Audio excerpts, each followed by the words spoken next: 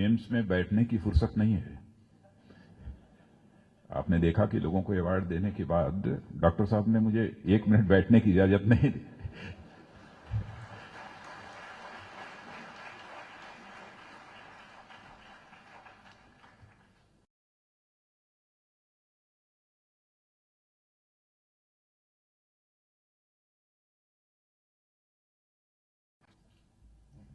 और हमारे मित्र भारत सरकार के टेलीकॉम मिनिस्टर और रेलवे मिनिस्टर श्री मनोज जी सिन्हा, एम्स के director doctor M C. Mishra ji, doctor Balram ji Airan dean and doctor S L. Alwani registrar AIIMS, professor B K. Bansal associated dean और लाइफ टाइम अचीवमेंट का अवार्ड जिन्हें हासिल किया हुआ है, जिन्हें दिया गया है, ऐसे मेरे सभी सम्मानित डॉक्टर्स और इस इंस्टीट्यूट के अदर प्रोफेसर्स और वह सब सारे स्टूडेंट्स जिनको कि आज डिग्री अवार्ड हो रही है, सबसे पहले तो मैं आप सबको अपनी तरफ से बधाई देता हूं। मैं भी स्टूडेंट रह चुका हूं, मैं जानता हूं इस हकीकत को।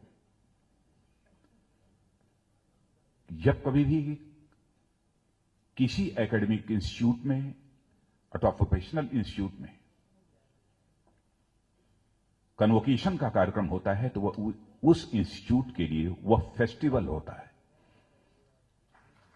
बच्चों के अंदर एक उमंग और उत्साह होता है। जिंदगी का जो एक दूसरा पहलू होता है, उस ओर वह अपने कदम आगे बढ़ाते हैं। और मैं जानता हूं कि आज जिनको डिग्री अवार्ड हो रही है उनको कितनी अधिक खुशी होगी। आप सब यहां प्रसन्न हैं।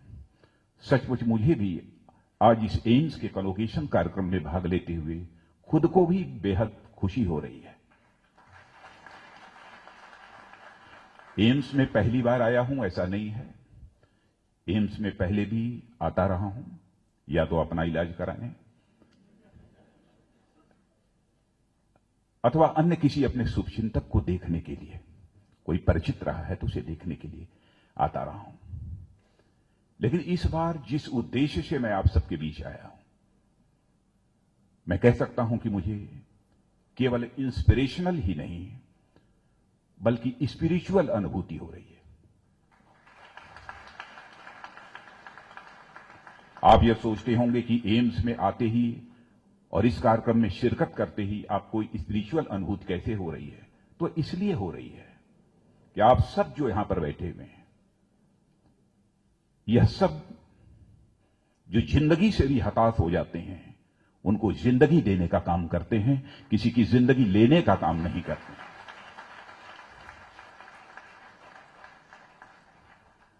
और शायद आप सबको जानकारी इस बात की होगी, प्राचीन भारत में लोगों के इलाज करने का काम यदि कोई करता था तो ऋषि और महर्षि करते थे। चौमास हुआ करता था, वर्ष में 4 महीने बड़े बड़े ऋषि, सन्यासी, संत ग्रामीण क्षेत्रों में जाते थे गरीबों के बीच और लोगों का वह इलाज करते थे, उनके स्वास्थ्य की चिंता करते थे। इसीलिए मैंने कहा ना, वह सब स्पिरिचुअल हुआ करते थे। आप ये कहेंगे कि स्पिरिचुअल का मतलब क्या होता है? अध्यात्म। क्या हम कोई मंदिर में जाकर पूजा करते हैं? क्या हम मस्जिद में जाकर कोई इबादत करते हैं? क्या हम गिरजाघर में जाकर सजदा करते हैं कि हम स्पिरिचुअल हो गए, आध्यात्मिक हो गए? मैं कहना चाहता हूं, मंदिर में जाना, मस्जिद में जाना, गिरजाघर में जाना, यही स्पिरिचुअलिज्म नहीं है। मैं तो यह मानता हूं कि मनुष्य यह मन प्रधान प्राणी है। मन से ही भावनाएं पैदा होती हैं। पति और पत्नी का रिश्ता खून का रिश्ता नहीं होता है, पति और पत्नी का रिश्ता भी भावनाओं का रिश्ता होता है। मनुष्य के संबंध में कहा गया है कि मनुष्य भावना प्रधान प्राणी होता है। चाहे चंद्रशेखर आजाद, सरदार भगत सिंह, खुदीराम बोस जैसे लोगों ने भारत कि आजादी के लिए अपना बलिदान दे दिया। क्यों दे दिया? क्या मिलने वाला था? भावना थी। वह कौन सी भावना थी? राष्ट्रीय स्वाभिमान की भावना थी। एक सेंस ऑफ प्राइड था जिसके कारण उन्होंने अपना बलिदान दे दिया। भावना की मनुष्य के जीवन में बहुत ही अहमियत होती है, बहुत ही अहमियत है मनुष्य के जीवन में भावनाओं की। और जैसा मैंने कहा कि यह भावनाएं मन से पैदा होती हैं। और इतनी बात मैं विश्वास के साथ कह सकता हूं कि कोई अच्छा डॉक्टर, छोटे मन का कोई व्यक्ति अच्छा डॉक्टर नहीं बन सकता। अच्छा डॉक्टर जो होगा वो बड़े मन का ही होगा। छोटे मन का व्यक्ति कोई अच्छा डॉक्टर नहीं बन सकता। और मैंने यह भी देखा है, किसी भी रोगी का इलाज करने के बाद जिस सुख और आनंद की अनुभूति डॉक्टर को होती है, जो ग्लैमर उसके चेहरे पर देखने को मिलता है, कोई सक्सेसफुल ऑपरेशन हो जाए तो जो ग्लैमर उस डॉक्टर के चेहरे पर उस समय, थकान हो, ऑपरेशन के लिए आया हो, थकान हो चेहरे पर, लेकिन ऑपरेशन करने के बाद जो एक चमक उसके चेहरों पर दिखाई देती है, वो देखा है मैंने अपने प्रत्यक्ष आंखों से, इसलिए मैं उसकी चर्चा कर रहा हूं। क्यों होती है चमक? क्यों आती है चेहरे पर? इसलिए आती है, उसे सुख की अनुभूति होती है, आनंद की अनुभूति होती है। रोग दूसरे का ठीक किया है और आनंद की अनुभूति डॉक्टर को हो रही है। यानी उस डॉक्टर का मन छोटा नहीं है, मन बड़ा है। दूसरे के सुख में उसे सुख की अनुभूति हो रही है। और मैं समझता हूं कि जितने भी यहां पर आज डिग्री के अवार्डी बैठे हुए हैं, सबने कम से कम हाई स्कूल तक तो मैथमेटिक्स पढ़ी ही होगी। पढ़ा है कि नहीं? क्योंकि मैं भी फिजिक्स, मैथमेटिक्स और केमिस्ट्री का ही स्टूडेंट रहा हूं।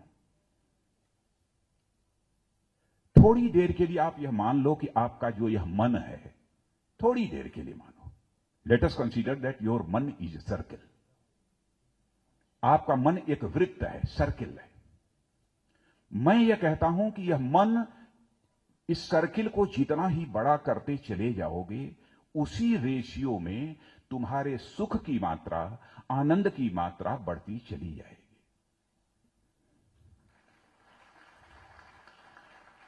और यदि इसे कोई मैथमेटिकल इक्वेशन में कहना चाहे तो कह सकता है, सर्कमफरेंस ऑफ मन is directly proportional to the magnitude of सुख।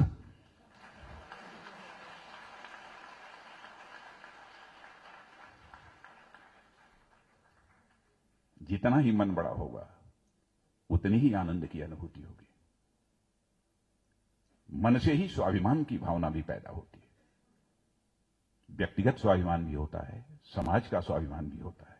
और वैसे ही चंद्रशेखर आजाद, सरदार भगत सिंह, खुदीराम बोस के लिए राष्ट्र का स्वाभिमान था। बलिदान देते हुए भी, यानी फांसी के फंदे पर लटकने जा रहे हैं, सूली पर लटकने जा रहे हैं,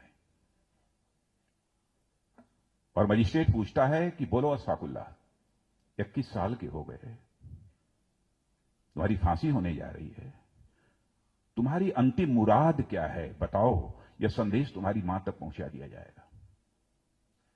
बहादुर राष्ट्रीय स्वाभिमान के धनी अशफाकुल्लाह खान ने उसी फांसी के तख्त से मुस्कुराते हुए कहा कि मजिस्ट्रेट, जाकर मेरी मां को यह संदेश दे दे कि तुम्हारा बेटा, तुम्हारी मुराद क्या थी मां की? शादी करे, बहू लाए, मैं बूढ़ी हो गई हूं, मेरी देखभाल और परवरिश करे।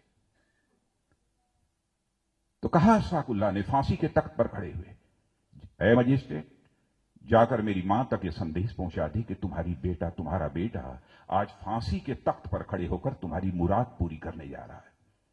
मजिस्ट्रेट ने पूछा, क्या तुम पागल हो गए हो, अंधे हो? कहां है वह लड़की जिस लड़की के साथ तुम फांसी के तख्त पर खड़े होकर अपनी शादी रचाने जा रहे हो? राष्ट्रीय स्वाभिमान का धनी अशफाकुल्लाह मुस्कुराते हुए कहा, ऐ मजिस्ट्रेट, पागल मैं नहीं हो गया हूं, अंधे तुम हो गए हो। क्या तुझे दिखाई नहीं देता है?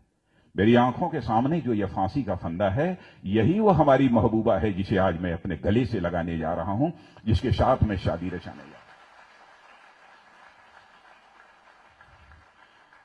मन कितना बड़ा था। इसीलिए कहा गया है कि राष्ट्र की सेवा यह ईश्वर की सेवा होती है, प्रभु की सेवा होती है। मन की बहुत बड़ी अहमियत है। और जहां तक इस एम्स का प्रश्न है, एम्स के रेपुटेशन के बारे में मुझे कुछ बतलाने की जरूरत नहीं है। आप जाते होंगे अपनी गांव दूर दराज, चाहे हिंदुस्तान की कोई भी स्टेट हो, दुनिया के किसी दूसरे देश में भी चले जाते होंगे, एम्स दिल्ली का नाम लेते ही स्वाभाविक रूप से आपके प्रति उसके मन में सम्मान का भाव पैदा होता। यह रेपुटेशन है। और शायद पहली बार 56 में एक एक्ट के द्वारा इस एम्स की स्थापना हुई थी और 60 वर्ष इस एम्स के अब पूरे हो रहे हैं। लेकिन मैं आपको बधाई देना चाहता हूं, मेडिकल एजुकेशन में, हेल्थ सर्विसेज में, रिसर्च में जो आपका कंट्रीब्यूशन है उसे यह देश कभी नहीं भूल सकता, कभी नहीं भूल सकता। और अभी लाइफ टाइम अचीवमेंट अवार्ड जब मैं दे रहा था डॉक्टर्स को, मैं यही अवार्ड देते समय सोच रहा था कितना बड़ा कंट्रीब्यूशन है इनका इस एम्स को। यदि इस एम्स को आज यह प्रतिष्ठा हासिल हुई है तो ऐसे ही डॉक्टर्स के द्वारा जो भी कंट्रीब्यूशन दिया गया है उसी के परिणाम स्वरूप ही यह हासिल हुई है। मैं जानता हूं कि गांव में रहने वाला कोई व्यक्ति, मैं एक साधारण गांव का रहने वाला हूं, बहुत साधारण परिवार का हूं, किसान परिवार का हूं, धनाढ्य परिवार का नहीं हूं। हम लोग छोटे थे और जब मैं इंटर कॉलेज में पढ़ता था तब भी लोग कहते थे कोई बहुत गंभीर बीमार हो गया, कहते थे किसी तरीके से कुछ पैसे की व्यवस्था हो जाती तो हम इसको दिल्ली एम्स में पहुंचा देते थे, बेचारा बच जाता।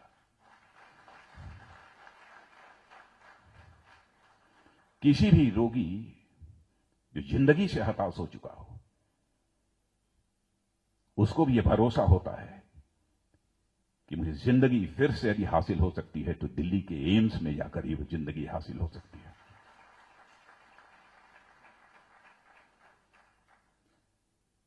लेकिन एक विडंबना है, इस देश का हेल्थ केयर सिस्टम लॉपसाइडेड है, एकांगी है। उसके बारे में भी हमको सोचना होगा। और मैं आप सबसे यह भी कहना चाहूंगा, इसकी चिंता आप जैसे ही डॉक्टर्स को करनी होगी।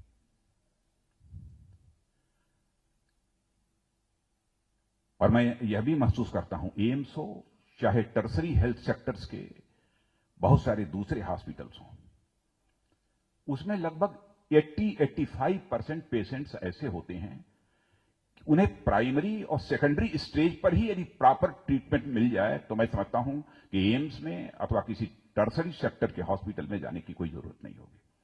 लेकिन वह व्यवस्था नहीं हो पा रही है। और मैं मानता हूं कि एम्स तो हम खोल रहे हैं, जैसा हमारे अभी नड्डा जी ने बतलाया, स्वास्थ्य मंत्री ने, कि हम 12 नए एम्स खोल रहे हैं, 12 नए एम्स खोल रहे हैं। लेकिन इसके साथ साथ इस बात की भी हमको चिंता करनी पड़ेगी कि प्राइमरी और सेकेंडरी हेल्थ केयर, इसलिए इस स्टेज पर हेल्थ केयर कैसे हो सके, इसको कैसे इंप्रूव किया जाए, इसकी भी आवश्यकता है। लेकिन आपको यकीन दिलाना चाहता हूं कि हमारी सरकार इस दिशा में एक विशेष प्रयत्न कर रही है। हालात तो कभी कभी ऐसे हो जाते हैं कि जो बड़े हॉस्पिटल्स होते हैं, मैंने देखा है बड़े हॉस्पिटल्स में जब लोग जाते हैं, जो प्राइवेट हॉस्पिटल्स हैं, कुछ लोग तो कहते हैं साहब वहां मैं नहीं जा सकता हूं। कारण यदि पूछिए क्यों नहीं जा सकते हैं, कहें इतना पैसा लगेगा, इतना पैसा लगेगा कि मैं तो बिलो पॉवर्टी लाइन चला जाऊंगा। यह भी एक चिंता का विषय है। लेकिन एम्स के बारे में कोई नहीं कह सकता। सड़क पर झाड़ू लगाने वाला कोई क्यों ना हो, उसके अंदर भी यह भरोसा रहता है कि एम्स में जाऊंगा, पर बेड 35 रुपया लगेगा और मेरा इलाज हो जाएगा।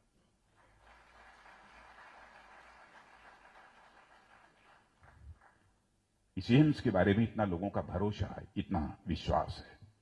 एक डिफरेंट टाइप का वर्क कल्चर है यहां का। और मैं सभी अपने आज जितने भी डिग्री अवार्डी यहां पर बैठे हैं उनसे भी मैं कहना चाहूंगा, कहीं जाना है, आप किसी एम्स में जाना अथवा अन्य किसी हॉस्पिटल में जाना, इस एम्स का जो वर्क कल्चर है उसको लेटर एंड स्पिरिट दोनों में स्थापित करने की कोशिश करना, मैं समझता हूं कि इस देश के लिए एक मेजर कंट्रीब्यूशन आपका होगा। इस देश के लिए एक मेजर कंट्रीब्यूशन आपका होगा। इस बात की आप चिंता करें, यह मैं आप सबसे अपील करना चाहता हूं। क्वालिटेटिव ट्रीटमेंट यहां मिलता है और मैं जानता हूं कि जिस निरपेक्ष भाव से यहां के डॉक्टर लोगों का इलाज करते हैं, उन्हें क्वालिटेटिव ट्रीटमेंट देते हैं, सेवा करते हैं, वो सभी अस्पतालों में संभव नहीं है। लेकिन यह भी मैं आपको विश्वास दिलाना चाहता हूं, आज हम लोग जो गैप है, सभी का ट्रीटमेंट जो बहुत गंभीर बीमारियां होती हैं, सबका एम्स में नहीं हो सकता है, तो कुछ प्राइवेट हॉस्पिटल्स भी कुछ खोले जाने चाहिए। प्राइवेट पब्लिक पार्टनरशिप के आधार पर इस गैप को कम करने की हम लोग कोशिश कर रहे हैं। लेकिन चाहे जितने हॉस्पिटल्स क्यों न खुल जाएं, एम्स के बारे में मैं ये जरूर कहना चाहूंगा, एम्स पर लोगों का भरोसा है। चाहे जितने अच्छे हॉस्पिटल, चाहे कितने बड़े हॉस्पिटल खुल जाएं, लेकिन मेरे बच्चों, एम्स से पढ़कर निकलने वालों की और एम्स में काम करने वालों की अहमियत कभी कम नहीं हो सकती है, उनका प्रभाव कभी कम नहीं हो सकता।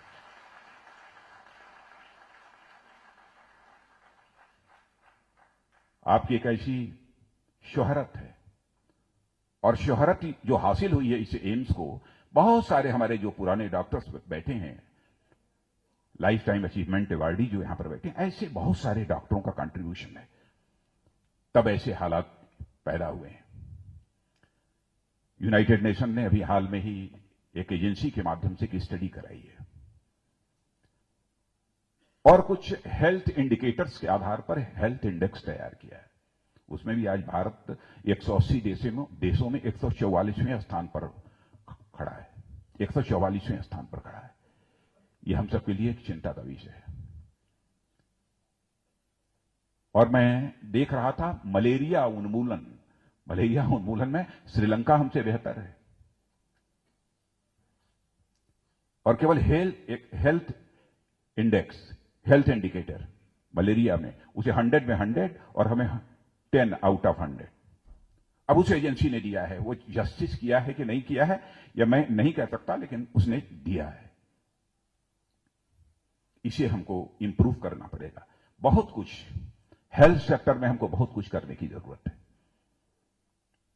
और मुझे आप सब पर पूरा भरोसा है कि आप इसे करेंगे, इसमें आप कामयाबी हासिल करेंगे। और हेल्थ सेक्टर में भी भारत का मस्तक आप सारी दुनिया में ऊंचा करेंगे, मुझे पूरा भरोसा है, पूरा विश्वास है, यह होगा। जहां तक मलेरिया उन्मूलन की मैं जब चर्चा कर रहा था, तो आज तरह तरह की बीमारियां, डेंगू, चिकनगुनिया। अब 2 साल पहले लोग कहते थे कि साहब बस ये बरसात गुजर जाए, जाड़े का दिन आ जाएगा, उसके बाद कोई डेंगू और चिकनगुनिया की कोई चिंता की बात नहीं। और मैं देख रहा हूं अब जाड़े में भी यह संकट पैदा हो गया। ये पता नहीं किस किस प्रकार के यह रोग, नए नए रोगों का इजाद हो रहा है, लेकिन देश को भरोसा है कि चाहे कितने भी नए रोगों का इजाद क्यों न हो जाए, यदि यकीनन शर्तिया इलाज यदि कहीं पर मिल सकता है तो एम्स जैसी संस्थाओं में मिल सकता है। यह सबको भरोसा है, सबको यह विश्वास है। इस क्षेत्र में भी मैं समझता हूं कि बहुत कुछ करने की जरूरत है। दूसरी चीज की ओर जिसकी ओर ध्यान मैं आपका आकर्षित करना चाहता हूं, वह सेल्फ हाइजीन प्रैक्टिसेस की तरफ, सफाई की तरफ। इस संबंध में बहुत डिटेल में नहीं जाना चाहूंगा। महात्मा गांधी से लेकर आज हमारे प्रधानमंत्री श्री नरेंद्र मोदी जी भी बराबर स्वच्छता के ऊपर, हाइजीन के ऊपर विशेष बल देते हैं, वह आग्रह करने का काम करते हैं। और मैं समझता हूं कि इस ओर भी हम सबको ध्यान देने की जरूरत है। यदि आज आप डॉक्टर प्लेज लें तो मैं कहना चाहूंगा स्वच्छता प्लेज भी हमको लेना चाहिए, सैनिटेशन प्लेज भी हमको लेना चाहिए, यह मेरा मानना है। और इसे जिंदगी में कभी मत भूलना, इस धरती पर देश की जनता दूसरा भगवान यदि किसी को मानती है तो आपको मानती है, दूसरा भगवान मानती है। यह भरोसा और यह विश्वास जनता का किसी भी सूरत में टूटने ना पाए, इसकी आप चिंता करना। पुरानी चिकित्सा पद्धतियां, अब यहां पर यदि मैं जाऊंगा उस डिटेल में तो बहुत लंबा समय लगेगा। क्या क्या कंट्रीब्यूशन है हमारी पुरानी चिकित्सा पद्धतियों का इस भारत के लिए, लंबा समय लगेगा, उसमें नहीं जाऊंगा। लेकिन पुरानी चिकित्सा पद्धतियों पर भी हमारा भरोसा होना चाहिए, उसके प्रति सम्मान होना चाहिए, विश्वास होना चाहिए। और हमारे डॉक्टर ये स्वास्थ्य मंत्री श्री नड्डा जी इन सब बातों की चिंता करते हैं। और हमारी सरकार ने तो अलग से आयुष मंत्रालय ही बना दिया है, और आयुष मंत्रालय भी ठीक तरीके से काम कर रहा है। मुझे खुशी है, मुझे यह भी बतलाया है कि टेलीमेडिसिन और टेली कॉन्फ्रेंसिंग के माध्यम से भी आप लोग इलाज करते हैं। मैं कितने आपके कॉन्ट्रीब्यूशंस की चर्चा करूं, बहुत ज्यादा डिटेल में नहीं जाना चाहता, लेकिन अंत में एक बात मैं कहना चाहूंगा। यह दीक्षांत समारोह है, शिक्षांत समारोह नहीं है।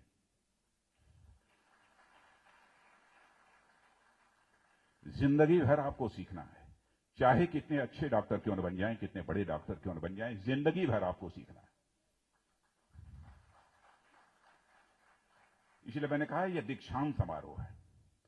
अब यहां से डॉक्टर बनने के बाद मैं जानता हूं बहुत सारे एकेडमिक इंस्टीट्यूट्स हैं, जहां से वहां डिग्री हासिल करने के बाद लोग जब निकलते हैं तो उनकी इच्छा यही रहती है कि हमें एक शानदार और सफल कैरियर जीने का हमको अवसर प्राप्त हो। शानदार और सफल आपका कैरियर हो, इसके लिए तो मैं आपको शुभकामनाएं देता हूं। लेकिन क्या जीवन का केवल यही उद्देश्य है? मैं जानता हूं कि आपका यही उद्देश्य नहीं है, इसके अतिरिक्त आपका उद्देश्य है, मानवता की सेवा करना आपका उद्देश्य है। मैं यहां एक उदाहरण देकर अपनी बात समाप्त करूंगा। टॉम फ्रीडमैन का नाम आपने सुना होगा, वर्ल्ड फेम के एक राइटर हैं जिन्होंने लिखा है द वर्ल्ड इज फ्लैट। उन्हीं का एक आर्टिकल द गार्जियन में छपा हुआ था, इन्फोसिस वर्सेस अलकायदा। उस आर्टिकल में उन्होंने लिखा है,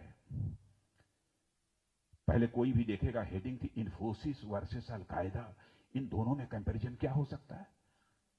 तो उन्होंने कहा कि इन्फोसिस में भी काम करने वाले यूथ हैं, नौजवान हैं, और अलकायदा में भी काम करने वाले नौजवान, दोनों लगभग एग्जिस्टेंस में आए हैं, तो कमोबेश टाइम फ्रेम वही है जब भी दोनों एग्जिस्टेंस में आए हैं। और उन्होंने कहा कि यहां भी एजुकेटेड हैं, वहां भी एजुकेटेड हैं, और यह भी कहा इन्फोसिस का भी ग्लोबल नेटवर्क है और इनका भी ग्लोबल नेटवर्क है। मैंने कहा इसमें कई समानताएं हैं, लेकिन यह भी कहा एक क्रिएटिव टैलेंट को सिंबलाइज करता है, क्रिएटिव टैलेंट का प्रतीक है, तो दूसरा डिस्ट्रक्टिव कैपेबिलिटी का प्रतीक है। एक समाज के लिए कल्याणकारी है, दूसरा समाज के लिए विनाशकारी है। यह सोच का अंतर, वह भी नौजवान, वह भी नौजवान, वह भी पढ़ा, यह भी पढ़ा, यह सोच का अंतर आता कहां से है? यह सोच का अंतर जो आता है दीक्षा से आता है, शिक्षा से नहीं आता है, ज्ञान से ही यह प्राप्त नहीं होता है, संस्कारों से प्राप्त होता है, संस्कारों से प्राप्त होता है।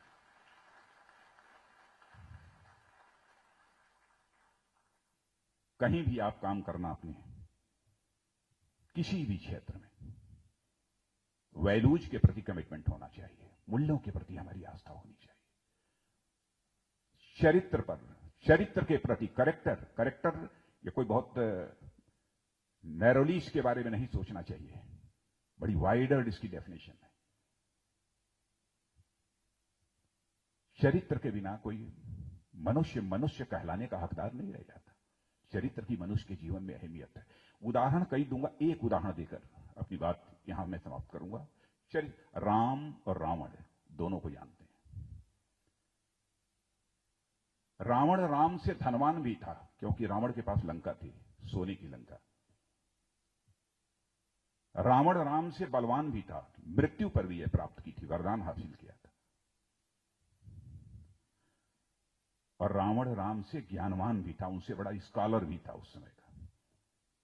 यानी रावण राम से धनवान भी था, बलवान भी था, ज्ञानवान भी था। लेकिन राम और रावण में अंतर कहां था? चरित्र में कहीं वो पीछे छूट जाते थे। यही कारण है कि राम की पूजा होती है, रावण की पूजा नहीं होती है।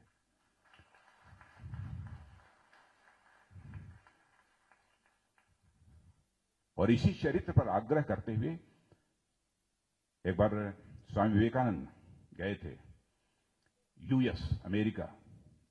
अमेरिका अब दुनिया की, ओहो समय ज्यादा हो गया, सॉरी, मानी जानी कंट्री है। अमेरिका में जब गए तो उन्होंने जिस तरीका का गेरुआ वस्त्र पहन रखा था और पगड़ी बांध रखी थी, साफा, लोग देखते ही उनको हंसने लगे। वहां तो suited, booted, dented, painted, scented लोग बैठे थे। तो लोग देखकर उन्हें मुस्कुराने लगे। तो अपनी स्पीच जब उन्होंने प्रारंभ की, बहुत सारी बातें, क्या क्या कहा उसका उल्लेख नहीं करना चाहूंगा, लेकिन उन्होंने कहा था, उनकी मुस्कुराहट को देखकर, in your country tailor makes the man, but in our country character makes the man.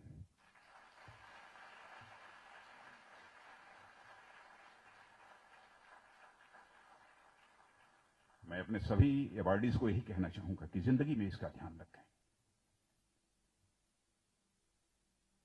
और मैं पुनः आप सबको इस कन्वोकेशन को अवसर पर हार्दिक शुभकामनाएं देता हूं।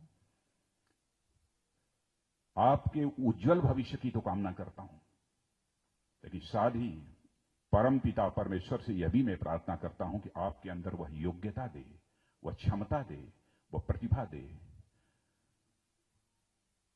कि आप केवल भारत की मानवता की नहीं, बल्कि पूरे विश्व की मानवता की सेवा कर सकें। ऐसी परमात्मा आप सबको क्षमता दे। इन्हीं शब्दों के साथ, इन्हीं शुभकामनाओं के साथ अपना निवेदन समाप्त करता हूं। सभागार में उपस्थित सभी लोगों से आग्रह करूंगा कि मुख्य अतिथि का पुरजोर तरीके से खड़े होकर तालियों की गड़गड़ाहट के साथ सम्मान और अभिवादन करें। श्रीमान, आपके प्रेरणादायक दीक्षांत संबोधन के लिए हम सब